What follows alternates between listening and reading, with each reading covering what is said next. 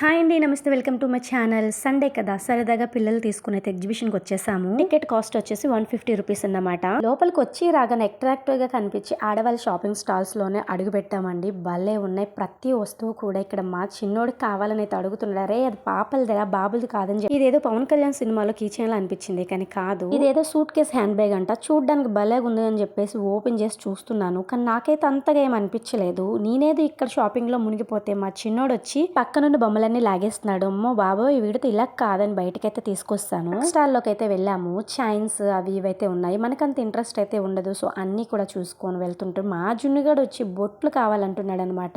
అరే అరే, అది నీ సెక్షన్ అయితే కాదురా బాబు, అసలు వీడితో చాలా కష్టం బయటకు వస్తే. ఈ బుల్లి స్పూన్ ఎంత బుజ్జిగా ఉంది కదా, ఈ రబ్బర్ బ్యాండ్ ఎంత మందికి గుర్తుందో కమెంట్ చేయండి. చాలానే చూసాను, కానీ నాకు ఏమి అంతగా అనిపించలే, కానీ దువ్వనైతే నచ్చిందండి. అందుకోసం ఒక దువ్వనైతే కొనుక్కున్నాను. జస్ట్ 20 రూపీస్ పడింది అనమాట. ఒరిజినల్ ఫ్లవర్ నే బీట్ చేసేసింది, ప్లాస్టిక్ ఫ్లవర్. చాలా చూపిస్తా పార్ట్ 2 లో.